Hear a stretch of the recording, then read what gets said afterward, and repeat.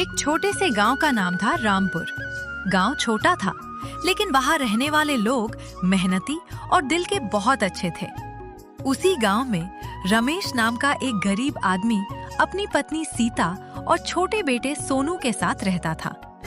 रमेश के पास न कोई बड़ी दुकान थी और न ही ज्यादा पैसा।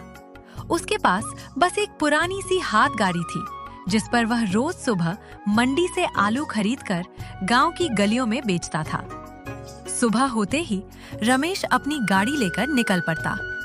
आलू ले लो, ताजे आलू, सस्ते और अच्छे आलू। लोग उसके पास आते और अपनी जरूरत के हिसाब से आलू खरीदते। रमेश भाई 2 किलो आलू देना। अरे बिल्कुल भैया, ये लो, बिल्कुल ताजे हैं। रमेश कम मुनाफे में भी ईमानदारी से अपना सामान बेचता था। दिन भर मेहनत करने के बाद भी रमेश की कमाई बहुत कम होती थी। कभी कभी तो ऐसा होता कि सारे आलू बिक जाते, लेकिन बचत इतनी कम होती कि घर का खर्च चलाना मुश्किल हो जाता। एक शाम रमेश खाली गाड़ी लेकर घर पहुंचा। सीता दरवाजे पर उसका इंतजार कर रही थी। आदे जी। हाँ सीता। सीता ने उसके चेहरे की परेशानी देखकर पूछा, क्या हुआ, आज बहुत परेशान लग रहे हो। क्या बताऊं सीता, सुबह से शाम तक आलू बेचता हूँ। इतनी मेहनत करता हूँ, लेकिन बचत बहुत कम होती है। मंडी में आलू महंगे मिलते हैं और ग्राहक भी ज्यादा पैसे देने को तैयार नहीं होते। हिम्मत मत हारिए, मेहनत कभी बेकार नहीं जाती। मैं भी यही सोचता हूँ, लेकिन सोनू की पढ़ाई का खर्च बढ़ रहा है, घर का खर्च अलग है। सोनू पास बैठा उनकी बातें सुन रहा था। पिताजी, आप चिंता मत करो, मैं खूब पढ़ाई करूंगा और बड़ा होकर आपकी मदद करूंगा। बस बेटा, तुम मन लगा कर पढ़, यही मेरी सबसे बड़ी खुशी है। अगले दिन रमेश हमेशा की तरह मंडी से आलू खरीदकर लौट रहा था। रास्ते में उसने देखा कि गांव के चौक पर एक ठेला लगा था, जहां लोग गर्मा गर्म चाट और पकौड़े खा रहे थे। रमेश कुछ देर वहां खड़ा होकर लोगों को देखने लगा। तभी उसके मन में एक विचार आया। अगर आलू बेचने के बजाय मैं इन्हीं आलूओं से कुछ बनाकर बेचूं तो? वह सोचने लगा।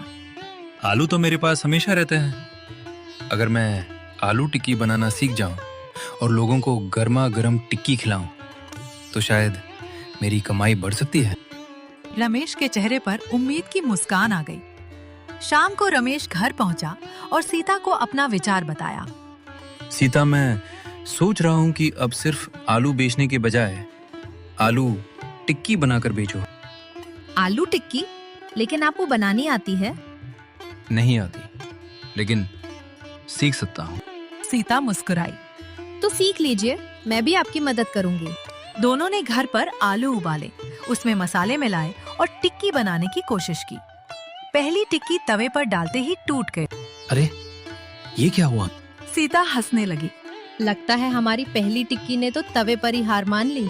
दोनों हंस पड़े। उन्होंने फिर कोशिश की। दूसरी टिक्की भी सही नहीं बनी, तीसरी भी टूट गई। लेकिन रमेश ने हार नहीं मानी। अगले कई दिनों तक रमेश और सीता आलू टिक्की बनाने का अभ्यास करते रहे। कभी मसाला ज्यादा हो जाता, कभी टिक्की नरम रह जाती और कभी तवे से चिपक जाती। लेकिन हर गलती से रमेश कुछ नया सीखता।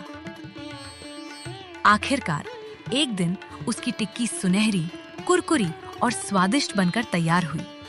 सीता ने एक टुकड़ा चखकर कहा, वाह जी, अब तो सच में स्वाद आ गया। सोनू ने भी टिक्की खाई। पिताजी, ये तो बहुत स्वादिष्ट है। रमेश की आंखों में खुशी आ गई। बस बेटा, अब इसे लोगों तक पहुंचाना है। अगली सुबह रमेश ने अपनी पुरानी हाथगाड़ी को साफ किया। उसने उस पर एक छोटा सा बोर्ड लगाया, रमेश की गर्मा गर्म आलू टिक्की। रमेश ने गाड़ी चौक पर लगाई, उसके सामने तवा रखा और उस पर पहली टिक्की डाली। तवे पर तेल की आवाज आने लगी, छन छन। गर्मा गर्म टिक्की की खुशबू पूरे चौक में फैलने लगी। कुछ लोग रुककर देखने लगे। एक आदमी ने पूछा, रमेश, आज आलू नहीं बेच रहे? आज से आलू की टिक्की बेच रहा हूँ भैया, एक बार खाकर देखिए, पसंद आए तो पैसे देना। ग्राहक ने एक टिक्की ली। उसने पहला निवाला खाया और मुस्कुरा दिया। अरे वाह, बहुत बढ़िया है। रमेश खुश हो गया। रमेश भाई, एक और देना। उस दिन रमेश की सारी टिक्कियां बिक गईं। शाम को घर लौटते समय उसके चेहरे पर कई दिनों बाद सच्ची खुशी थी। आज का दिन कैसा रहा? रमेश ने मुस्कुराते हुए पैसे उसकी हथेली पर रख दिए। आज आलू बेचने से ज्यादा कमाई हुई। सीता की आंखों में खुशी के आंसू आ गए। देखा, मैंने कहा था ना, मेहनत कभी बेकार नहीं जाती। ये तो बस शुरुआत है। रमेश की बढ़ती बिक्री देखकर गांव का एक दुकानदार महेश उससे जलने लगा। महेश चौक के पास ही नाश्ते की दुकान चलाता था। एक दिन उसने रमेश की गाड़ी के पास भीड़ देखी। कुछ ही दिनों में इसकी इतनी भीड़ लगने लगी। आखिर इसमें ऐसा क्या है? महेश ने एक टिक्की खरीदी और खाई। उसे स्वाद अच्छा लगा, लेकिन वो रमेश की तारीफ करने के बजाय जलने लगा। अगर ऐसे ही चलता रहा तो मेरी दुकान पर कौन आएगा? उसने मन ही मन रमेश को परेशान करने की योजना बनाई। अगले दिन महेश ने कुछ लोगों से कहना शुरू कर दिया। सुना है रमेश टिक्की में घटिया आलू इस्तेमाल करता है। एक ग्राहक ने ये बात रमेश को बताई। क्या? लेकिन मैं तो रोज मंडी से अच्छे आलू खरीदता हूँ। हम जानते हैं रमेश, तुम्हारी टिक्की अच्छी होती है, इसलिए तो रोज आते हैं। रमेश ने तय किया कि वो अफवाहों का जवाब झगड़े से नहीं, बल्कि अपने काम से देगा। कुछ दिनों बाद एक गरीब बूढ़ा आदमी रमेश की गाड़ी पर आया। उसके पास पैसे बहुत कम थे। बेटा, एक टिक्की मिल जाएगी? मेरे पास सिर्फ 5 रुपए हैं। रमेश ने बिना कुछ सोचे 2 टिक्कियां उसकी प्लेट में रख दी। लेकिन बेटा, मेरे पास पैसे कम हैं। बाबा, पैसे की चिंता मत कीजिए, आप आराम से खाइए। भगवान तुम्हें बहुत तरक्की दे बेटा। पास खड़े लोगों ने रमेश की बात देखी। एक ग्राहक बोला, यही वजह है कि लोग तुम्हारे पास आते हैं रमेश। तुम्हारे खाने के साथ तुम्हारा दिल भी अच्छा है। धीरे धीरे पूरे गांव में रमेश की आलू टिक्की मशहूर हो गई। अब लोग दूर दूर से उसकी टिक्की खाने आने लगे। भैया, मेरे लिए 2 प्लेट टिक्की दे दो। मेरे लिए ज्यादा चटनी लगाना। रमेश हंसते हुए सबको टिक्की खिलाता। अब उसकी कमाई इतनी होने लगी थी कि घर का खर्च आराम से चलने लगा। सोनू की स्कूल फीस समय पर जमा होने लगी। एक दिन महेश की दुकान पर कोई ग्राहक नहीं आया। वह परेशान होकर रमेश की गाड़ी के पास पहुंचा। रमेश ने उसे देखकर कहा, आइए महेश जी, बैठिए। महेश कुछ देर चुप रहा, फिर उसने सिर झुका लिया। रमेश, मैंने तुम्हारे बारे में गलत बातें फैलाई थी, मुझे माफ कर दो। रमेश कुछ पल शांत रहा, फिर मुस्कुराया। महेश जी, गलती हर इंसान से होती है, लेकिन गलती मान लेना बड़ी बात है। महेश की आंखों में शर्मिंदगी थी। तुम मुझसे नाराज नहीं हो? नहीं, अगर आप चाहें तो हम दोनों मिलकर काम कर सकते हैं। तुम मेरे साथ काम करोगे? क्यों नहीं? गांव में सबके लिए जगह है।